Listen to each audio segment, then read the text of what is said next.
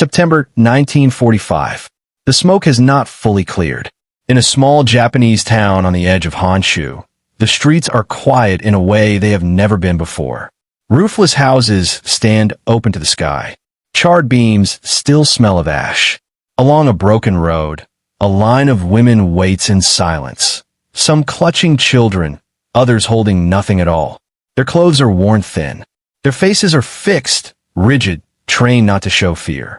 For years, they were told what would happen when the Americans arrived. They were warned to expect cruelty, humiliation, death. Now the sound of boots approaches. Not hurried, not shouting, measured, disciplined. American soldiers enter the town slowly, weapons lowered. One kneels to speak to a child at eye level. Another hands out food, carefully, as if rationing dignity itself. A military nurse steps forward, her sleeves rolled up, already scanning for the wounded. The women do not move at first. Then one of them begins to tremble. Another sinks to the ground.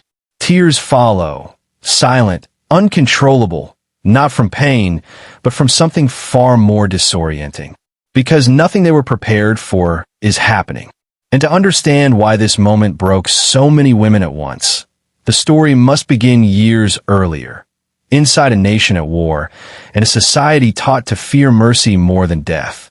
Long before American soldiers ever set foot in Japanese towns, the war had already entered civilian homes. By the late 1930s, Japan was no longer fighting only on distant battlefields. It was fighting inside classrooms, factories, kitchens, and neighborhood associations.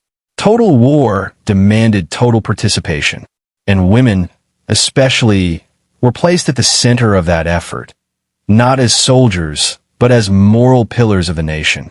The Japanese state framed endurance as virtue, sacrifice as honor, silence as strength. From the outbreak of the Second Sino-Japanese War in 1937, and later the Pacific War in 1941, civilian life became inseparable from military purpose. Women were mobilized through the Patriotic Women's Association, neighborhood groups, and factory labor programs. They were instructed in air raid drills, rationing discipline, first aid, and ideological loyalty. Every action was framed as service to the emperor. At the same time, fear was deliberately cultivated. Government broadcasts, newspapers, and civil defense manuals warned civilians, especially women, about the enemy. Americans were described as brutal, undisciplined, racially inferior, and morally corrupt. Stories circulated of villages destroyed, civilians abused, women dishonored. These accounts were often exaggerated or fabricated, but repetition made them real. By 1944, as U.S. forces advanced across the Pacific, these warnings grew more explicit. In Okinawa, Japanese civilians were told that capture by Americans would bring unbearable shame. Some military units distributed grenades to families, instructing them to choose death over surrender. Though such practices were not universal, the psychological message was consistent. Survival under the enemy was worse than death. Women absorbed this message deeply. Many had already lost husbands, brothers, or sons. Others worked long hours in factories producing aircraft parts or ammunition under constant threat of air raids. Food shortages worsened. Children grew thin. Cities burned at night under American bombing campaigns. And still, the message from authorities remained unyielding. Endure, obey, and never trust the enemy. As the war turned decisively against Japan in 1944 and early 1945, the fear intensified. American bombing devastated Tokyo and dozens of other cities. Firestorms erased entire neighborhoods in a single night.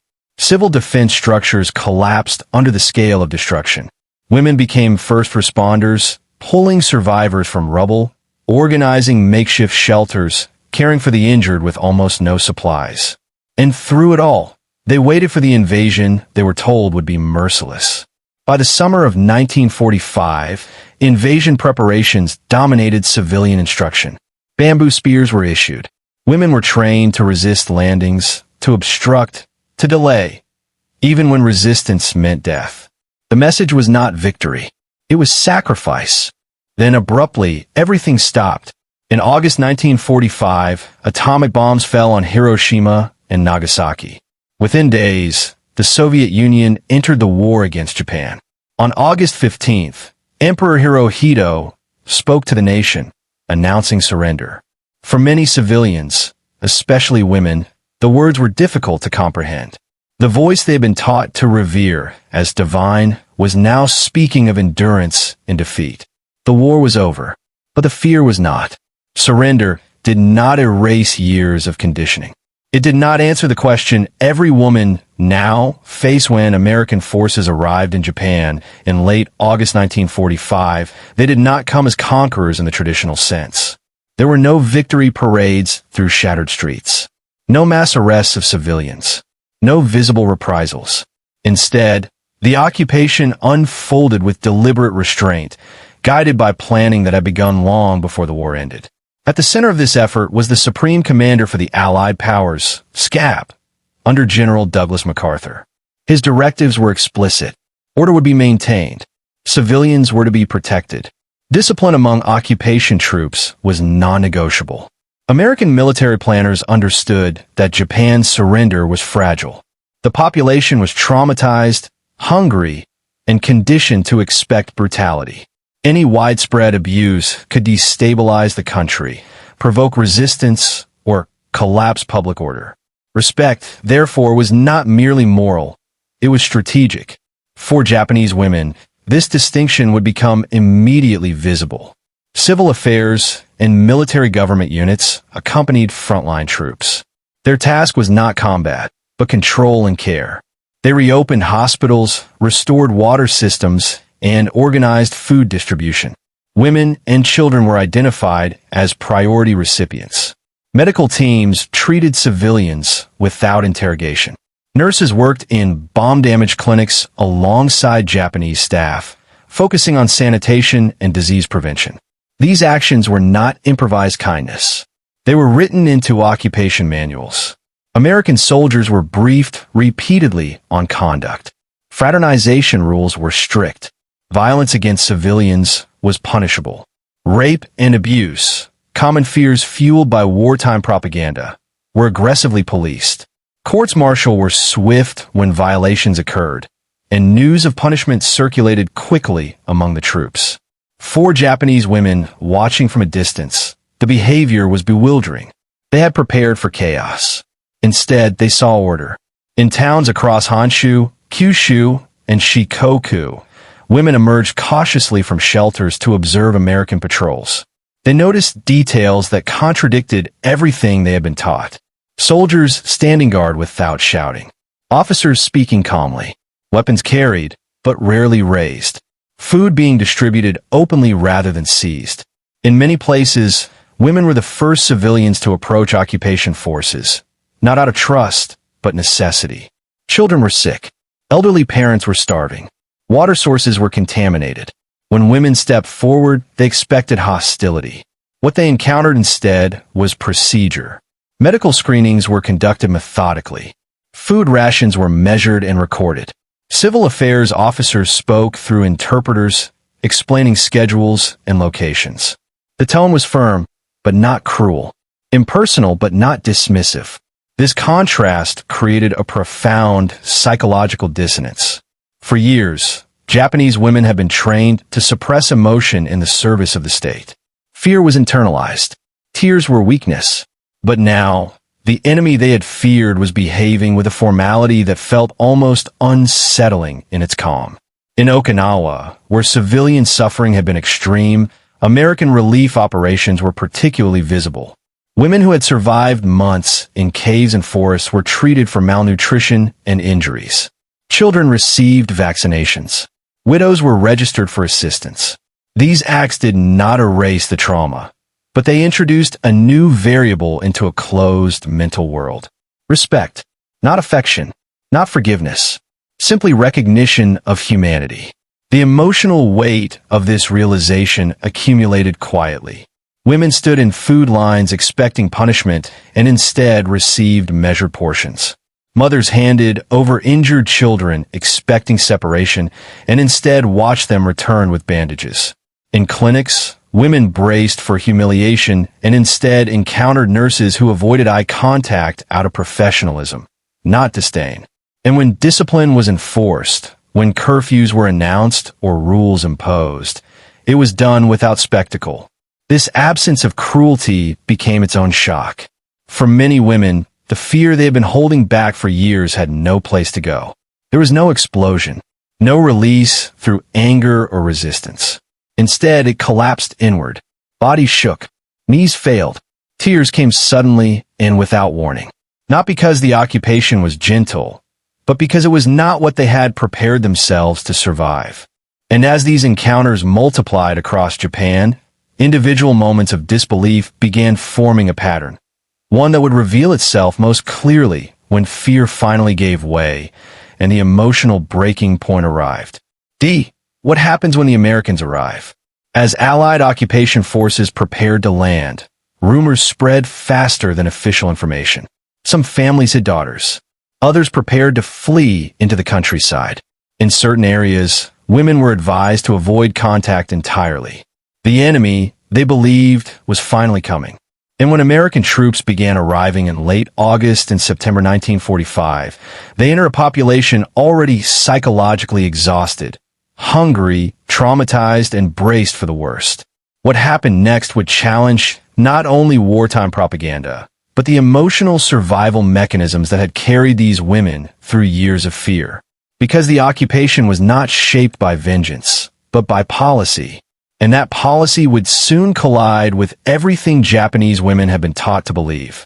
The first angle is human, because the occupation was experienced not in policy papers, but in bodies.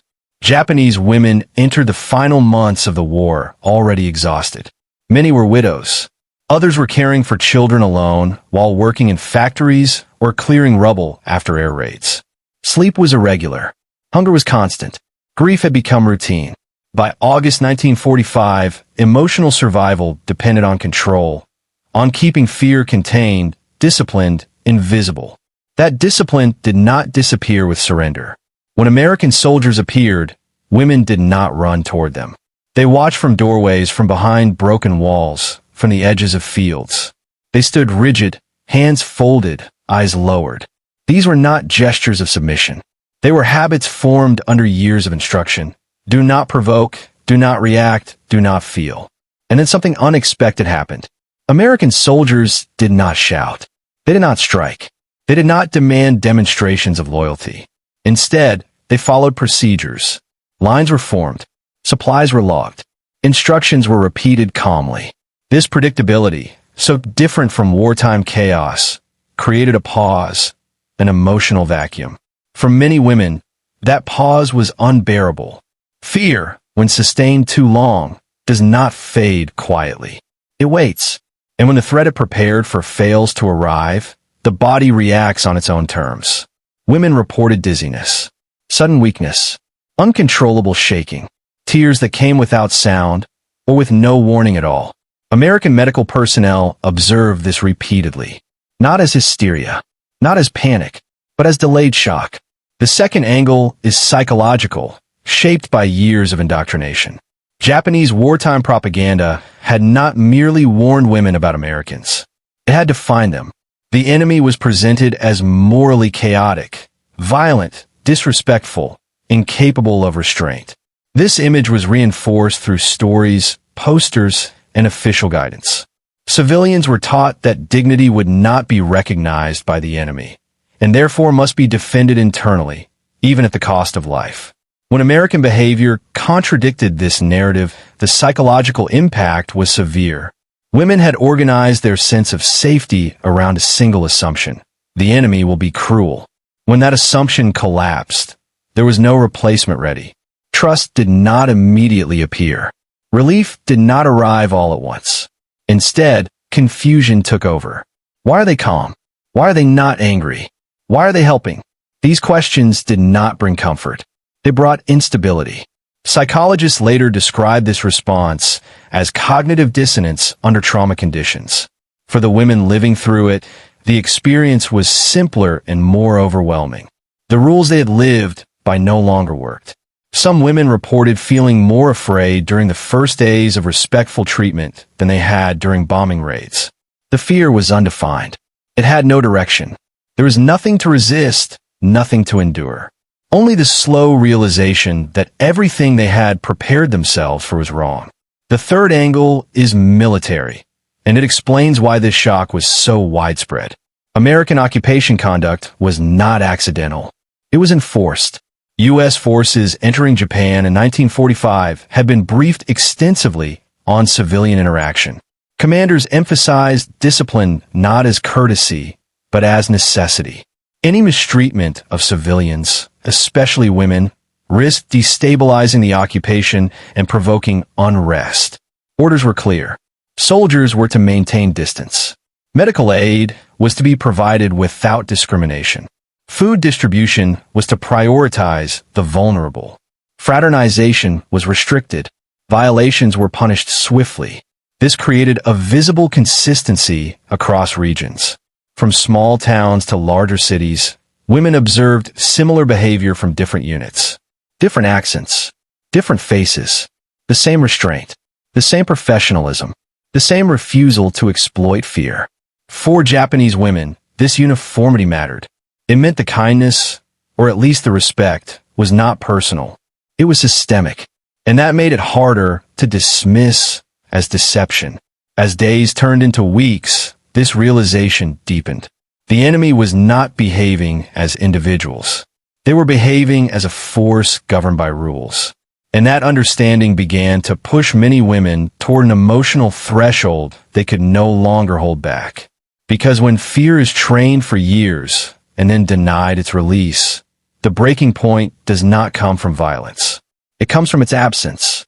That absence would soon become even more personal, as encounters moved from observation to direct contact, and the emotional weight of respect reached a point where it could no longer be contained. The fourth angle unfolded in clinics, relief stations, and improvised hospitals, places where the distance between occupier and civilian could no longer be maintained.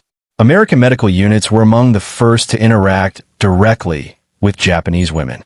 Malnutrition, tuberculosis, burns, and untreated wounds were widespread. Women arrived expecting interrogation or rejection. Instead, they were processed quietly. Names were taken. Conditions assessed. Treatment began. Nurses played a central role. U.S. Army nurses worked long hours under strict protocols. They did not lecture. They did not console excessively. They treated bodies, not ideologies. For Japanese women, this professionalism carried its own shock. Care was delivered without judgment. Pain was acknowledged without commentary. Privacy was maintained even in crowded facilities. For women who had been taught that surrender meant loss of dignity, this restraint was destabilizing. Food distribution sites produced similar reactions. Women waited in lines, braced for punishment if they moved too slowly or failed to follow instructions. Instead, order was maintained through repetition and routine. Portions were measured. Children were prioritized. No one was struck for mistakes. When supplies ran short, explanations were given. The absence of humiliation mattered as much as the aid itself. Women did not have to beg. They did not have to perform gratitude. They were simply processed. The fifth angle comes from the other side, from Japanese officials and officers observing these scenes. Many local administrators and former military personnel remained in place during the early occupation to maintain order. They watched American interactions closely, expecting disorder or excess. What they saw was neither chaotic nor indulgent. American discipline was visible and enforced. Officers corrected their own men publicly for breaches of conduct. Civil affairs teams coordinated with Japanese officials rather than bypassing them entirely. Even when authority shifted, it did so without spectacle. This deeply unsettled those who had believed American power would manifest as cruelty. Japanese officers noted civilian reactions with concern. Women who had shown stoic endurance during bombings now collapsed in tears at relief stations. Others froze during medical examinations, unable to reconcile care from an enemy they had been taught to fear. These responses were not signs of weakness. They were signs of psychological overload. For some Japanese officials, the implication was troubling. If the enemy could maintain order without terror, then the moral foundation of wartime sacrifice was called into question. The sixth angle is moral, and it reaches beyond tactics or psychology. War had taught Japanese women that dignity came from endurance and obedience. Survival was secondary to honor. The occupation challenged this framework without argument or confrontation. American forces did not ask women to renounce beliefs. They did not demand expressions of remorse. They did not seek public submission. They simply behaved as if civilian dignity was assumed. This assumption carried enormous weight. For women who had internalized shame as a defensive posture, respect was not comforting. It was disorienting. It forced a re-evaluation of self-worth that had been suppressed for years. In several documented cases, women broke down not during moments of danger, but during moments of safety, when offered food without strings, treatment without judgment, protection without condescension. These reactions were not theatrical. They were quiet. Collapses on clinic floors, tears falling on ration cards, hands covering faces not to hide shame, but to contain an emotional release that had no vocabulary. American personnel recorded these moments in reports, often with confusion. They had not anticipated that restraint would provoke such intense responses. Yet the pattern repeated itself across regions. Fear had been expected. Resistance had been planned for. Instead, respect became the catalyst. And as these encounters accumulated, day after day, town after town, they converged toward a moment when the emotional tension could no longer disperse quietly. A moment when disbelief turned into release. A moment that would define the turning point of these encounters, not as a policy success, but as a human reckoning. The emotional breaking point did not arrive with a single dramatic event. It arrived through repetition. By early autumn 1945, similar scenes were unfolding across Japan, quietly, without coordination, yet unmistakably connected. In towns near Yokohama, in rural villages outside Fukuoka, in shattered neighborhoods on the edges of Osaka, Japanese women encountered American occupation forces again and again under the same conditions. Calm order, enforced discipline, and an absence of cruelty. At first, disbelief dominated. Women approached aid stations cautiously, often sending children ahead of them. Some bowed reflexively. Others kept their eyes fixed on the ground. Many brought nothing but ration cards and fear. American personnel responded the same way each time, checking documents, distributing supplies, offering medical care without comment. Then something changed. In several documented cases, women who had remained composed during air raids and surrender announcements suddenly lost physical control of their bodies. Hands began to shake uncontrollably. Knees weakened. Breathing became shallow. Tears followed. Not loud, not theatrical, but continuous and unstoppable. U.S. Army nurses recorded these reactions with clinical precision. They noted women collapsing during examinations despite no acute injuries. Others became disoriented when told treatment was complete and they were free to leave. Some cried when handed clean bandages or soap, items that carried no military value but profound personal meaning. These were not isolated incidents. Civil affairs officers began recognizing a pattern. The reactions occurred most often after women realized there was no punishment coming, no interrogation, no demand for submission. When the expected threat failed to materialize, the emotional defenses built over years of war simply dissolved. One officer described it as fear with nowhere to go. In food distribution centers, the same phenomenon appeared. Women waited tensely for their turn, bracing for reprimand if they moved incorrectly. When rations were handed over without incident, some women stared at the packages in silence. Others began crying while still holding them, unable to reconcile the act with years of indoctrination. Children often triggered the strongest reactions. When American medics treated injured children gently, mothers sometimes broke down completely, covering their faces, kneeling instinctively, or clutching their children tightly as if the moment might vanish if acknowledged too directly. These responses were not expressions of gratitude alone. They were releases of sustained terror. The climax of this emotional arc was not violence or confrontation. It was realization. For many women, the realization came all at once. The enemy they had been trained to fear was not behaving as an enemy at all. The years spent preparing for humiliation, abuse, and death had led instead to a moment where dignity was offered without negotiation. This realization was overwhelming. Women who had survived firebombings, starvation, and loss suddenly faced a different kind of reckoning. The collapse of a worldview that had structured their endurance. The rules they had followed had kept them alive. But now those rules were obsolete, and the body responded before the mind could adjust. American personnel did not intervene when women cried. They did not rush to comfort or correct. They waited. They continued their work. They treated the reactions as temporary conditions, not disruptions. This restraint mattered. It allowed the moment to complete itself. As these scenes repeated across Japan, word spread, not through proclamations, but through observation. Women spoke quietly to one another. They compared experiences. Fear did not disappear overnight, but it softened. The tears that had marked disbelief began to signal something else. Recognition. The occupation had reached a turning point, not in policy or strategy, but in perception. Japanese women were no longer bracing for catastrophe. They were confronting its absence. And that absence, so contrary to everything they had been told, became the most powerful force of all. Yet this was only the beginning. Because once fear began to loosen its grip, its release carried consequences that extended far beyond individual encounters, reshaping behavior, expectations, and the psychological landscape of a defeated nation. As September turned into October 1945, these encounters multiplied and intensified. The pattern was clear. Wherever American occupation forces operated, women reacted the same way. Quiet collapse, trembling, tears, and a long, stunned silence. It was not hysteria.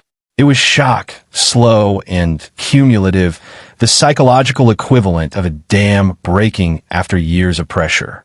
Reports from civil affairs units highlight the scale. In Yokohama, hundreds of women waiting for medical care or food distribution showed visible signs of emotional overwhelm. Nurses and medics noted that women who had arrived with stiff postures, eyes lowered, and tightly pressed lips sometimes became unable to speak after brief contact. Children held in their arms prompted sudden sobbing. Some women remained crouched on the floor for hours, reluctant to rise, as if acknowledging reality was physically exhausting. In Fukuoka, similar accounts surfaced. Mothers who had buried husbands, brothers, and sons watched soldiers tend to the injured and distribute clothing. Some wept openly. Others whispered prayers in disbelief, questioning the absence of punishment. One observer recorded, they had expected vengeance, but were met only with care. The turning point was psychological as much as procedural. By this stage, Japanese women began to internalize a radical new understanding. These Americans, who represented defeat, were not agents of shame or destruction. Their behavior followed rules designed to protect civilians, not humiliate them. Respect had become systemic, not situational. For the women, the emotional release was cumulative. Each encounter with calm, disciplined soldiers reinforced the dissonance. The enemy could behave with dignity. Civilians could survive contact without fear. Mothers could place trust in strangers without immediate consequence. The fear that had been trained, reinforced, and honed for years began to dissipate. Not abruptly, but gradually, in waves of tears and trembling. Even former military officers and local administrators noted the impact. Those who had remained to oversee the surrender of towns observed women collapsing in streets, clinics, and shelters. They recognized that these were not signs of weakness, but evidence of the psychological weight of sustained terror giving way to relief. Some officers reported feeling unsettled, realizing that the foundational narrative of Japanese wartime morality, fear, obedience, and sacrifice, was quietly unraveling in front of their eyes. This phase also marked a subtle but significant shift in civilian behavior. Women who had avoided contact for weeks began to approach aid stations and medical posts more confidently. They began to ask questions, to clarify procedures, and even to advocate for their children. The emotional release facilitated practical adaptation. Survival became linked not to fear, but to observation, judgment, and trust. The occupation's design allowed this to occur. Civil affairs and military government units continued to enforce discipline among troops, ensuring consistent behavior. Medical teams provided care methodically. Relief efforts were organized with precision. Women could predict outcomes. They knew they would not be harmed. They knew children would be treated, and they knew supplies would be fairly distributed. This consistency cemented the turning point. The climax of these encounters was not a single dramatic incident, but the collective effect of repeated, carefully managed interactions that systematically contradicted every assumption Japanese women had held. The repeated exposure to restraint, order, and respect became an agent of change more powerful than any command or edict. By late October 1945, the psychological landscape of many towns had shifted. Women's posture softened. Children walked more openly with mothers. Families began to leave shelters and return to damaged homes, accompanied by American patrols. Fear remained, but it no longer dominated behavior. Tears now carried relief alongside disbelief. And as the occupation stabilized, the cumulative effect of these encounters began to influence society more broadly. The women who had wept quietly at first became silent carriers of understanding. Through observation, conversation, and shared experience, knowledge of what to expect from the American spread. Fear was still present, but tempered. Civilians learned that dignity could survive defeat, and that survival could coexist with human treatment, even from the vanquishing force. It was in these moments, small, quiet, and unheralded, that the most profound transformation of the occupation began. Not in proclamations, not in formal agreements, but in the trembling hands, bowed heads, and released tears of Japanese women who discovered that the enemy had arrived not with vengeance, but with rules, order, and unexpected humanity. This realization set the stage for the aftermath, the rebuilding of society, the reshaping of behavior, and the first steps toward a country learning to trust again. The days and weeks following the initial encounters marked a slow, deliberate shift in Japanese civilian life. The raw shock experienced by women gradually gave way to cautious adaptation. Streets once avoided became paths of movement. Markets, destroyed or abandoned during the final months of the war, reopened under the watch of American patrols. But it was not the physical rebuilding alone that defined this period. It was the transformation of human behavior, anchored in the realization that the occupation operated on rules rather than vengeance. Women, who had been trained for fear, began testing boundaries. They approached medical posts without waiting for orders. They queued for food distribution with tentative confidence. In some towns, mothers began speaking directly to American nurses and soldiers, asking about rations, medical care, or procedures for children. The interactions were brief, careful, but remarkable, small acts that signaled a significant psychological shift. Reports from civil affairs units noted the patterns. Where women had initially collapsed in shock, within weeks many were capable of sustained engagement. They still exhibited fear, but it was controlled and strategic. Instead of anticipating abuse at every turn, they began learning to navigate the occupation environment effectively. This shift extended beyond immediate survival. Women's participation became essential in stabilizing their communities. They served as informal intermediaries between American personnel and local populations, translating instructions, calming children, and facilitating cooperation. Their role, once confined to endurance under total war, expanded to management of daily life in a fragile, occupied society. Another important aspect of the aftermath was the reduction in fear-driven behavior. Prior to the occupation, Japanese propaganda and military doctrine had emphasized that capture or exposure to the enemy could result in dishonor or death. Suicide, concealment, and avoidance have been common survival strategies, especially among women and children. With American restraint evident, these strategies began to decline. Mothers allowed children to be vaccinated.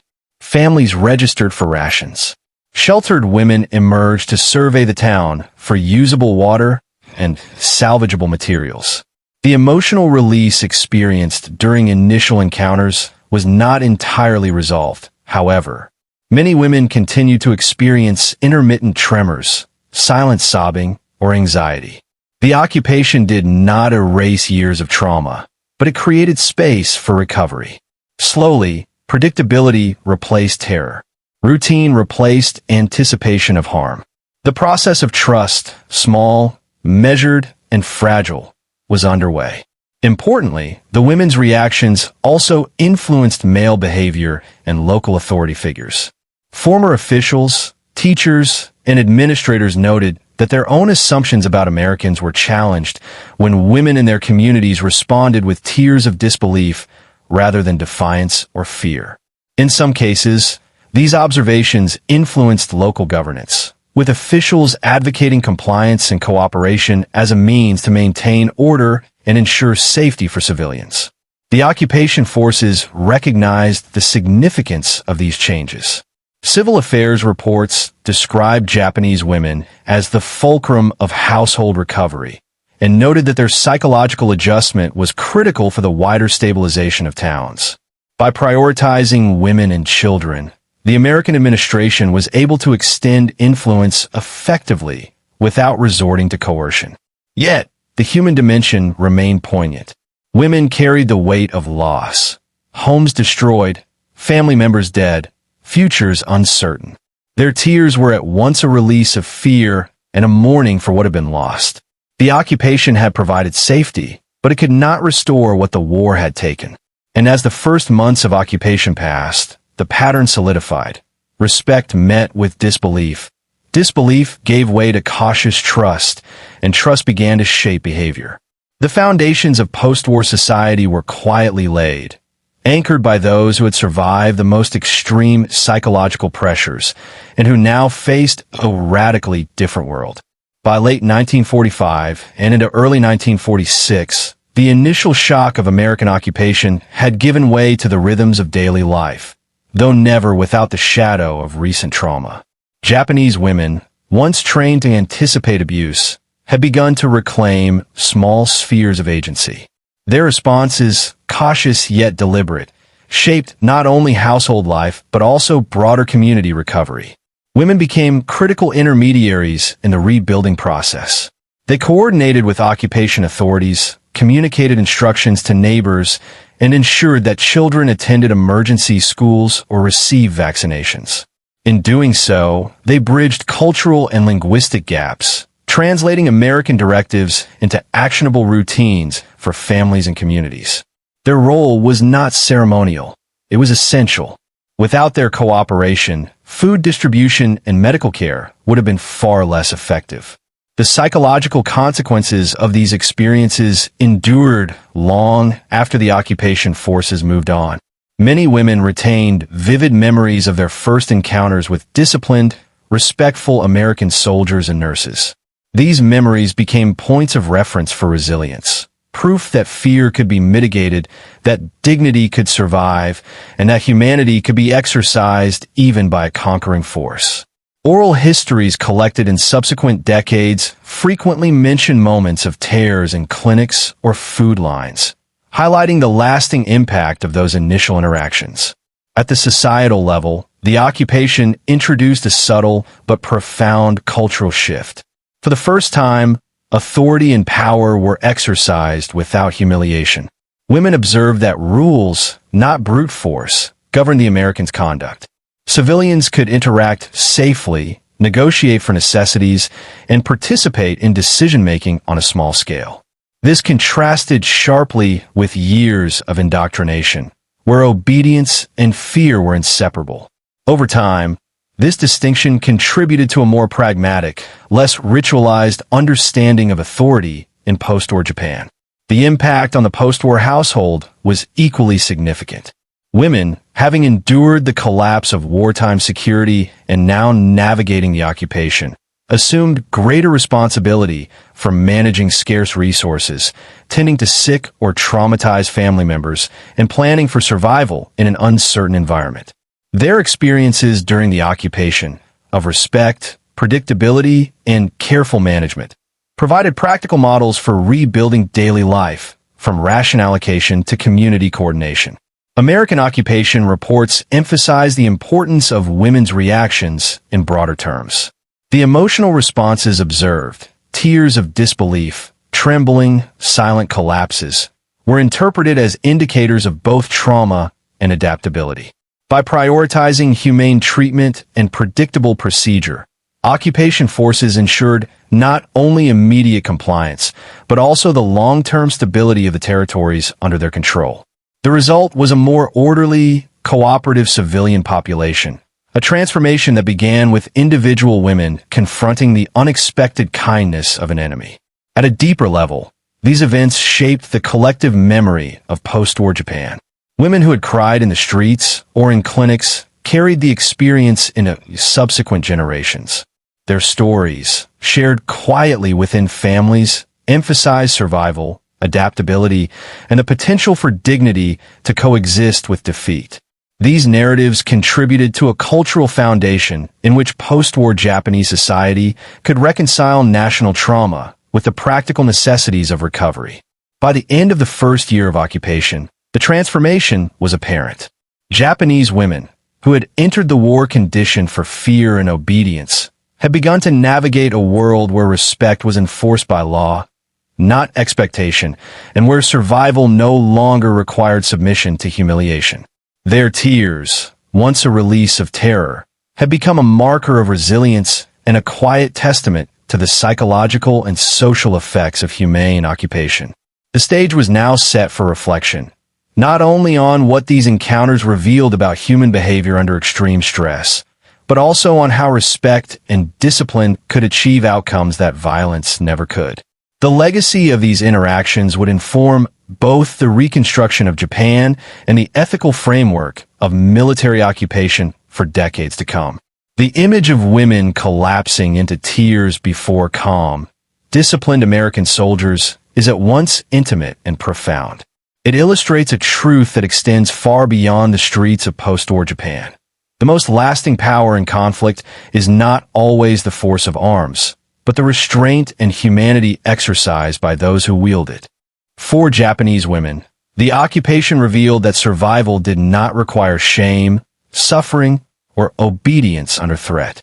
Respect alone, structured, consistent, and enforced, was enough to dissolve fear. It was not mercy in the sentimental sense, but a deliberate, systemic application of order and dignity. In those moments of disbelief, trembling, and tears, they encountered a paradox. The enemy they had feared most became the agent of their emotional release and, in some ways, of their restoration. The broader lesson extends to history and warfare. Wars are often measured in casualties, territory, or treaties. Yet here, the transformation occurred quietly in clinics, food lines, and shelters, mediated through human interaction. Civilians, particularly women who carried the weight of families and households, became both witnesses and participants in a new paradigm, one where respect could achieve compliance, stability, and social cohesion in ways that fear never could. These encounters also underscore the fragility and resilience of human psychology. Years of indoctrination, trauma, and anticipation of brutality could not fully prepare women for what they witnessed. Their reactions, trembling, collapsing, crying, were not weakness, but evidence of adaptation. They revealed that dignity, once offered and validated, can transform fear into trust, hesitation into engagement, and despair into the cautious hope required for rebuilding. The occupation of Japan, in this light, was not simply a military operation. It was a lesson in human behavior, ethics, and governance. Respect, procedure, and predictable conduct shaped the recovery of society more than proclamations or threats ever could. And the memory of those moments, the silent tears, the quiet astonishment, remains a testament to the subtle yet profound power of humane treatment in the aftermath of conflict. In the end, the story is as much about the women as it is about the soldiers. It is about the fragile human capacity to absorb trauma, to confront dissonance, and to find hope where none was expected. And it reminds us that even in war, the most radical act can be simple: to treat others with respect,